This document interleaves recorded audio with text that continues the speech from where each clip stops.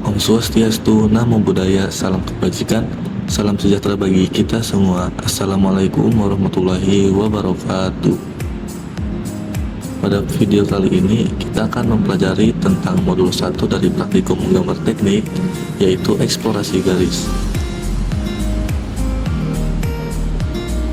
Poin-poin yang akan dibahas mencakup pendahuluan, alat dan bahan, materi, penugasan praktikum, dan simulasi penugasan. Perhatikan gambar ini. Pada gambar ini bisa teman-teman lihat ada garis, ada berbagai macam garis. Ada yang garisnya tebal, ada yang tipis, ada yang putus-putus, ada yang kontinu, dan ada juga garis yang memiliki anak panah. Nah, garis-garis ini disebut apa aja sih dalam gambar teknik? Kita akan mempelajarinya pada video kali ini.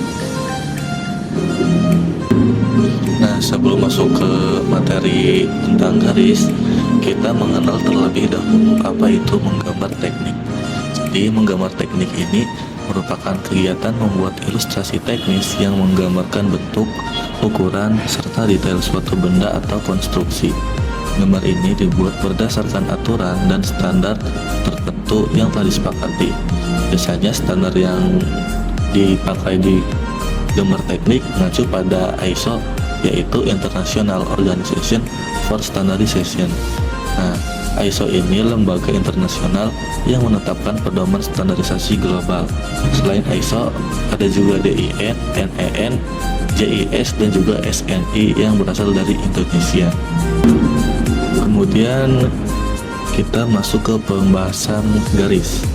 Garis disebut juga sebagai unsur geometri satu dimensi, karena garis adalah konsep yang hanya memiliki unsur panjang saja atau linear. Salah seorang matematikawan asal Yunani kuno yang dijuluki sebagai bapak geometri bernama Euclid dalam bukunya The Element of Euclid mendefinisikan titik dan garis. Titik adalah sesuatu tanpa bagian. Garis adalah sebuah panjang tanpa luas. Ujung-ujung sebuah garis adalah titik. Garis lurus adalah sesuatu yang dapat diletakkan di antara titik-titiknya. Ketebalan garis biasanya ada yang tebal dan ada yang tipis. Ketebalan garis ini biasanya diatur oleh ISO. Menurut standar ISO, jarak garis terdekat minimum adalah 3 kali tebal garis.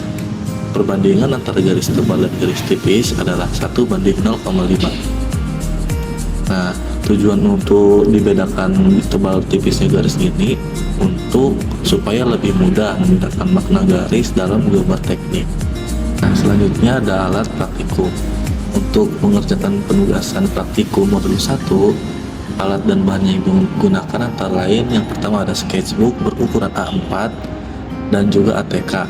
ATK ini terdiri dari pensil 2B, H, dan 2H. 2B digunakan untuk menggambar garis tebal, H atau 2H digunakan untuk menggambar garis tipis. Kemudian jangan lupa juga penghapus. Kemudian ada penggaris, boleh penggaris panjang atau sepasang penggaris segitiga, dan jangan lupa bawa mouse dan laptop. Nah, laptop ini pastikan sudah terinstall AutoCAD untuk mengerjakan penugasan software. Nah, mouse ini sebenarnya opsional, mau bawa boleh, mau enggak juga tidak apa-apa. Nah, di sebelah kiri ada macam-macam atau berbagai tools yang akan digunakan untuk mengerjakan penugasan software. Misalnya penugasan kedua itu ada tools properties untuk mengatur ketebalan dan tipe garis. Kemudian LightType itu untuk memilih tipe garis apa saja yang digunakan. Kemudian ada Thinline itu untuk menambahkan ukuran. Kemudian yang penugasan ketiga bisa teman-teman lihat tools apa aja yang digunakan, dan juga penugasan keempat. Dan untuk penugasan kelima, karena penugasannya itu berdasarkan kreativitas teman atau kreativitas manusia, jadi tools yang digunakan itu bebas, terserah rekan-rekan praktikan kreatif teman-teman. Nah, kemudian di sini ada macam-macam garis berdasarkan tebalnya. Seperti yang tadi udah disebutkan, garis itu ada yang tebal dan ada yang tipis. Menurut standar ISO nomor 128 tahun 1982, ketebalan garis tebal harus ditentukan berdasarkan ukuran serta jenis gambar yang dibuat. Nah, Pilihan ketebalan itu mulai dari rentang 0,18 hingga 2 mm. Pemilihan ketebalan garis tersebut tentunya disesuaikan dengan ukuran kertas yang digunakan. Nah, bisa dilihat tabel di bawah ini merupakan perbandingan antara garis tebal dan garis tipis. Garis tebal ukurannya 2 kali dari garis tipis. Nah, selanjutnya ada macam-macam garis berdasarkan jenisnya. Menurut Abriandoko 2020, ada 5 standar macam-macam garis yang umumnya dipakai dalam gambar teknik. Di antaranya yang pertama ada garis gambar. Garis gambar itu biasanya digunakan untuk menggambar garis tepi dan juga menggambar objek utama pada gambar. Nah, bentuknya itu garis utuh atau kontinu, ketebalannya itu yang paling tebal di antara jenis garis yang lain. Karena untuk menunjukkan bahwa garis ini adalah objek utamanya. Kemudian ada garis bayangan yang biasanya bentuknya itu putus-putus, ketebalannya itu setengah dari garis gambar. Fungsinya untuk menggambarkan bayangan atau bagian yang tersembunyi oleh objek. Garis bayangan ini akan digunakan ketika sudah memasuki modul 4, yaitu kita sudah memasuki menggambar 3 dimensi.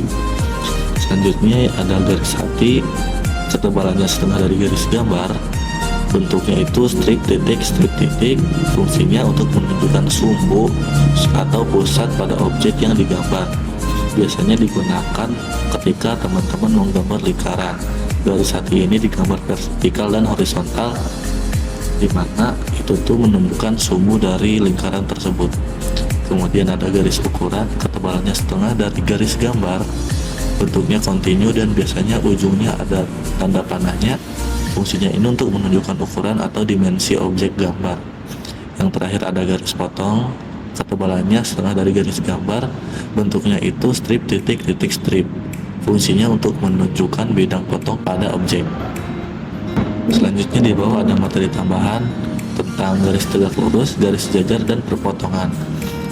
Dua garis dikatakan tegak lurus jika kemiringan garis pertama dikalikan kemiringan garis kedua, hasilnya adalah -1. Simpelnya gini, misalnya garis P itu horizontal dan garis Q ini vertikal. Nah, garis PQ ini membentuk sudut 90 derajat. Nah, itu disebut garis tegak lurus. Kemudian ada garis sejajar. Dua garis dengan kemiringan yang sama dan tidak seletak disebut garis-garis yang sejajar. Bisa dilihat seperti pada gambar ada garis N dan garis M. Garis N dan M ini memiliki kemiringan yang sama. Jika garis N dan M ditarik, walaupun ditarik sampai ujung manapun, mereka tidak akan berpotongan karena sejajar. Kemudian berbeda dengan garis berpotongan. Dua garis yang memiliki kemiringan berbeda, maka pasti suatu saat nanti dua garis tersebut akan bertemu dan berpotongan tepat hanya di satu titik. Misalnya ada garis L dan K, itu kemiringannya berbeda. Walaupun garis L dan K awalnya tidak berpotongan, jika ditarik pasti akan berpotongan di suatu titik tertentu. Selanjutnya ini merupakan gambaran penugasan yang teman-teman akan kerjakan pada responsi. Nah, satu modul itu biasanya ada 5 penugasan, satu manual dan 4 software. Kelima penugasan ini akan dibagi menjadi 2, di responsi materi dan di responsi laporan. Untuk responsi materi ada 3 gambar, yaitu 1 gambar manual menggambar garis tegak lurus. Kemudian untuk menggambar softwarenya ada 2, yaitu menggambar macam-macam garis dan menggambar garis lurus, zigzag, dan lengkung. Nah, software yang digunakan itu AutoCAD. Kemudian untuk penugasan 4-5-nya itu dikerjakan di responsi laporan bersamaan dengan pengerjaan penugasan laporan. Untuk penugasan keempat itu hanya modifikasi dari gambar yang telah disediakan. Kemudian penugasan kelima itu teman-teman membuat objek kreativitas teman-teman. Selanjutnya kita ke simulasi pengerjaan. Untuk mengerjakan penugasan gambar manual modul 1, alat dan bahan yang digunakan antara lain sketchbook dengan ukuran A4 yang sudah digambar etiket, pensil B dan pensil H atau 2H, jangka, penggaris, dan penghapus. Nah, pada penugasan manual ini kita akan menggambar garis tegak lurus. Untuk menggambar garis tegak lurus ada berbagai macam caranya. Di sini saya akan menggambarkan 3 cara untuk menggambar garis tegak lurus. Perhatikan dengan seksama. Cara yang pertama,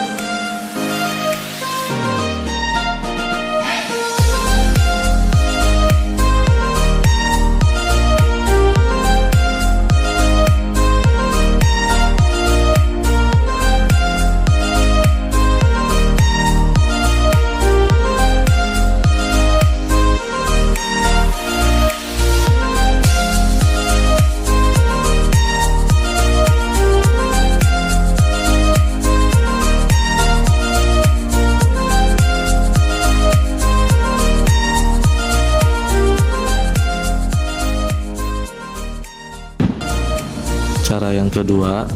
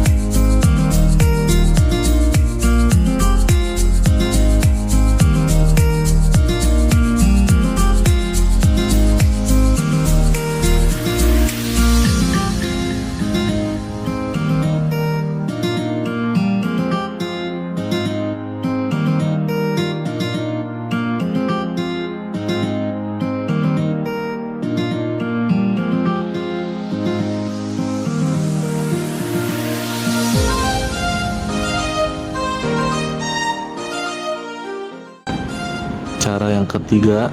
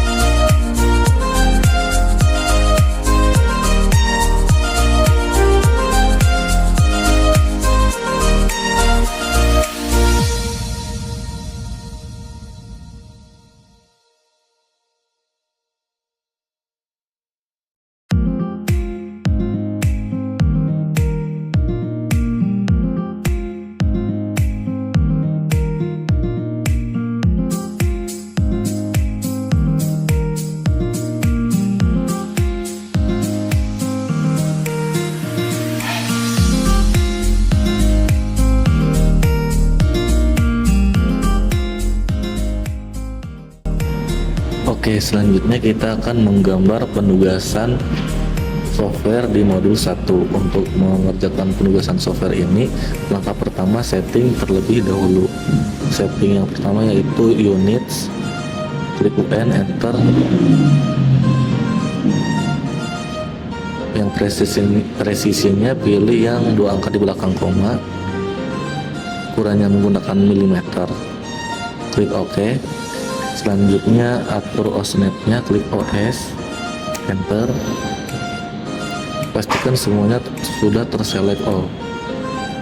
Kalau sudah select all, klik OK. Kemudian kita atur ke drafting and annotation.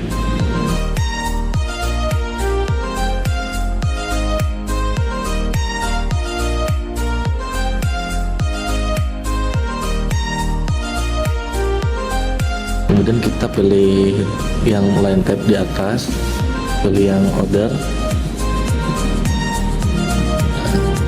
Di sini karena kita akan membuat macam-macam garis, jadi kita perlu line type yang pertama ada center, kemudian hidden 2 dan phantom 2. Jika ketiga ini belum ada, teman-teman bisa cari di load. Klik line type-nya, kemudian klik OK. Nah, selanjutnya kita akan mengatur dimensinya menggunakan dim style, klik D, enter. Kemudian modify, pilih yang simbol and arrow itu ukurannya 5. Kemudian yang teks juga, teksnya ukuran 5. Kemudian yang primary unit, pastikan presisinya 2 angka di belakang koma. Kemudian OK. Close. Lanjut ke membuat gambar penugasan kedua, yaitu menggambar macam-macam garis. Langkah pertama itu klik line,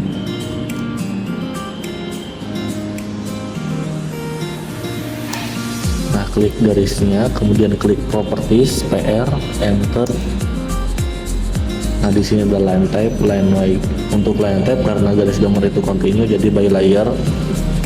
Kemudian untuk line weight-nya itu misalnya ketebalannya kita mau yang 0,3. Ini garis gambarnya. Selanjutnya kita akan menggambar garis bayangan. Garis bayangan itu kan bentuknya putus-putus. Dari line type-nya kita pilih yang hidden 2. Kemudian ketebalannya itu karena garis tebalnya ukuran 0,3, berarti garis tipisnya setengahnya, yaitu 0,15. Nah seperti ini. Begitu juga dengan garis potong dan garis hati. Sedangkan untuk membuat garis ukuran itu menggunakan tools dim linear, klik dim line. Nah yang ini, nah tarik aja dari ujung garis sampai ujung garisnya lagi, tarik ke bawah seperti ini. Kurang lebih seperti ini untuk penugasan kedua. Selanjutnya untuk penugasan ketiga.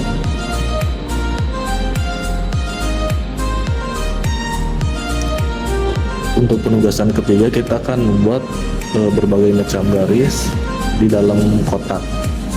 Pertama buat kotak yang terlebih dahulu menggunakan rectangle. Kemudian klik di sini, tarik, masukkan 60, klik koma, masukkan lagi 60, enter. Nah, untuk pertama garis horizontal. Untuk membuat garis horizontal, klik line, L, enter. Tarik dari atas sampai ke bawah, enter.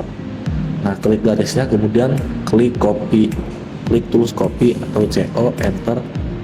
Klik ujung garis di bawah, tarik ke samping, kemudian klik A, enter. Masukkan 10, enter. Klik F, enter, klik ujung kotak yang di kanan. Nah seperti ini. Begitu juga dengan menggambar garis horizontal dan diagonal, vertikal dan diagonal. Benar, horizontal dan diagonal. Nah kemudian untuk menggambar garis zigzag, untuk menggambar garis zigzag itu yang pertama kita membuat rectangle terlebih dahulu. Klik di sini, tarik ke atas, masukkan 10, klik koma, masukkan 5, enter. Jika sudah, klik line L, enter, klik di sini, tarik ke atas, cari midpointnya, klik, kemudian tarik ke bawah lagi. Jika sudah membuat garis ini, hapus aja rectangle-nya, kemudian copy kedua garis ini menggunakan tools copy. Klik ujung garis di sini, kemudian klik di ujungnya lagi sampai penuh garis bawah sampai full. Jika sudah, gunakan cara yang tadi, klik copy, enter, klik di bawah, tarik ke atas, masukkan A, enter, masukkan 10, enter, masukkan F, enter, klik yang paling ujung atas, enter, hapus garis yang di luar kotak. Nah, ini untuk membuat garis diagonal.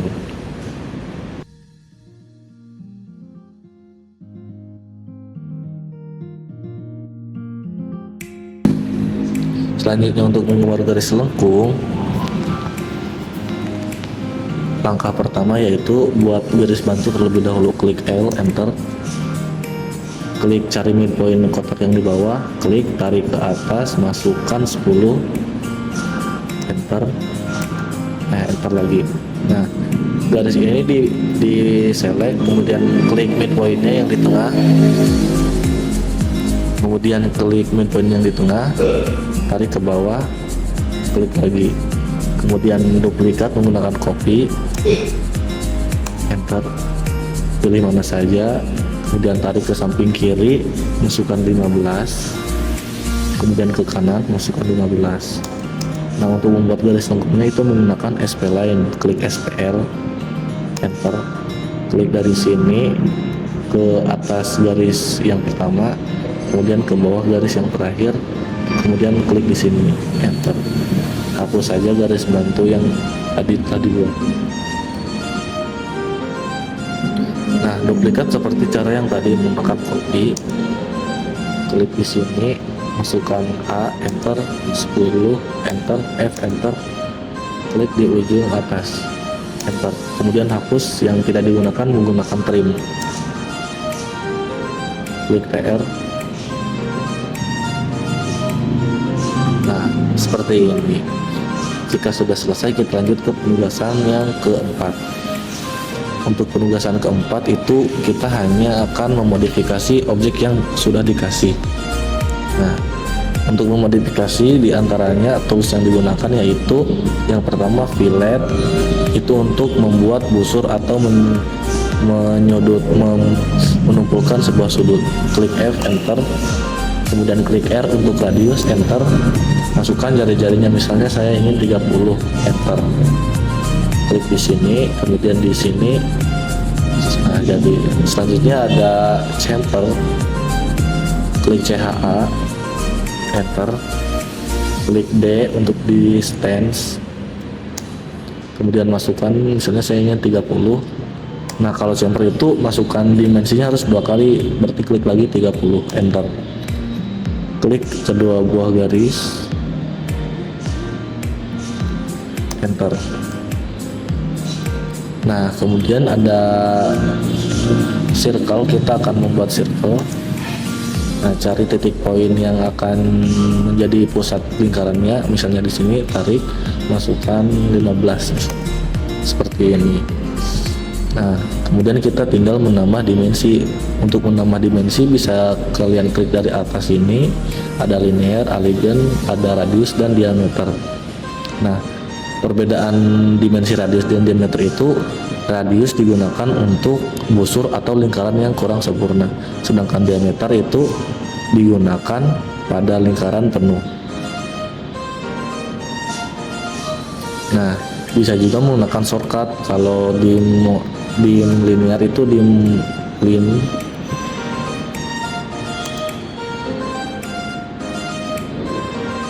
kemudian untuk align itu dim ali. Dim ali itu untuk objek yang miring.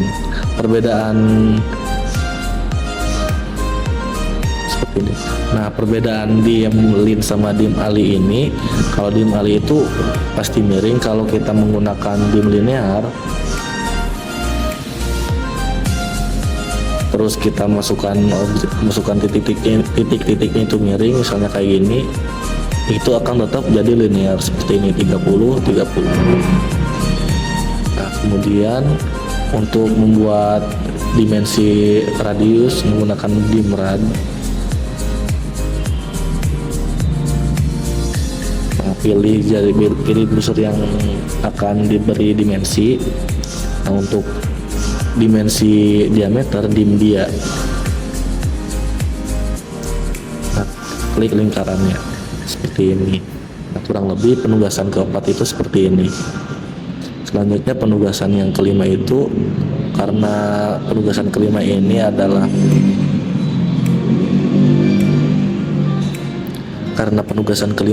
adalah membuat objek kreativitas teman-teman. Jadi tools yang digunakan itu bebas ya. Untuk objeknya bisa kalian buat logo atau buat suatu brand atau buat objek yang teman-teman inginkan, atau bisa juga membuat motif di dalam kotak, mau motif batik, motif abstrak. Yang penting menggunakan tools yang ada di AutoCAD. Jangan menggenerate dari gambar ke AutoCAD, atau jangan juga menggunakan tools yang hanya menggunakan line saja.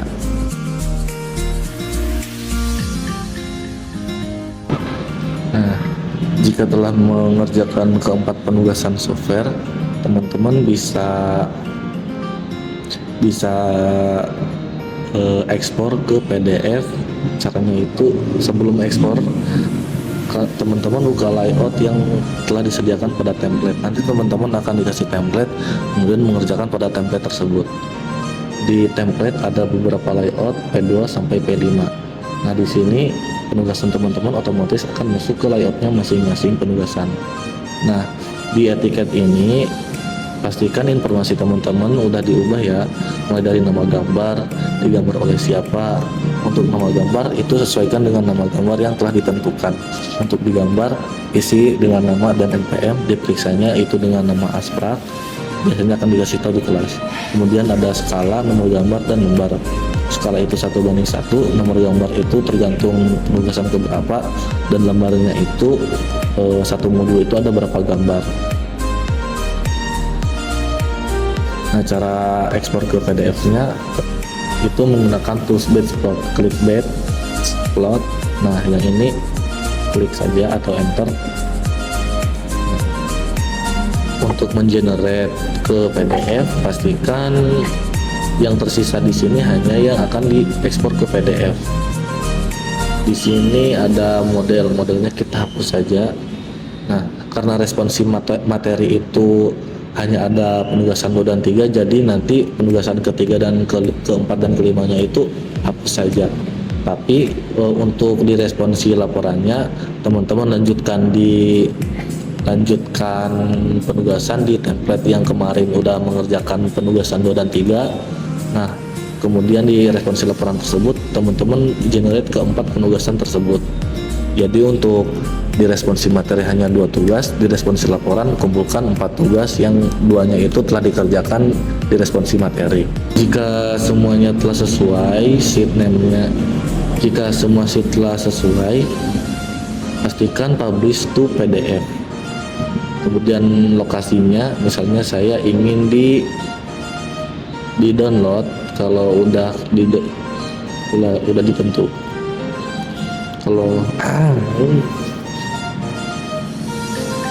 Nah, misalnya saya ingin di download, kemudian klik select.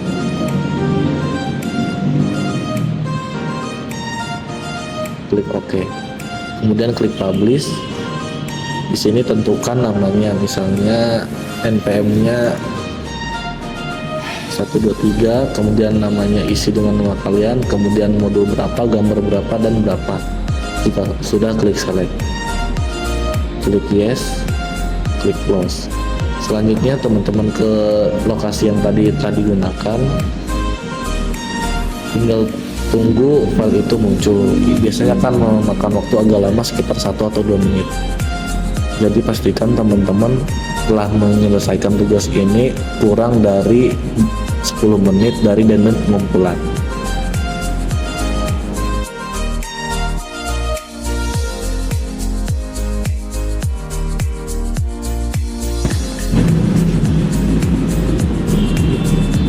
Jika sudah muncul, kalian langsung upload di Google Classroom.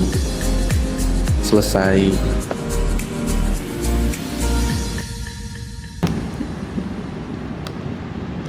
Kesimpulannya, penggunaan garis dan ketebalan garis dalam menggambar teknik harus mengikuti standar ISO agar penyampaian informasi visual tetap jelas, konsisten, dan mudah dipahami.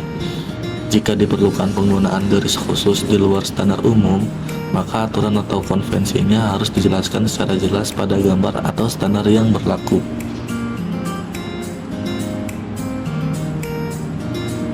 Berikut merupakan daftar pustaka untuk modul 1.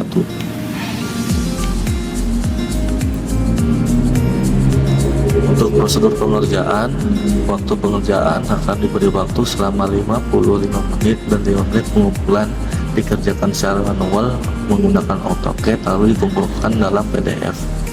Format filenya bisa dilihat pada PowerPoint.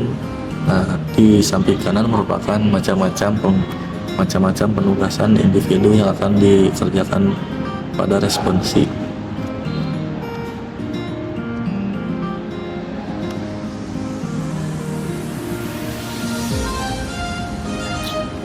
Nah, sekian yang bisa saya sampaikan. Ada kata-kata penutup untuk video kali ini, yaitu there is no royal road to geometry, yang artinya tidak ada jalan instan untuk menuju geometri.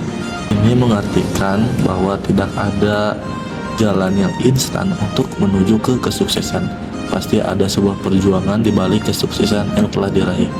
Sekian yang dapat saya sampaikan. Mohon maaf jika ada yang kurang berkenan. Terima kasih. Wassalamualaikum warahmatullahi wabarakatuh.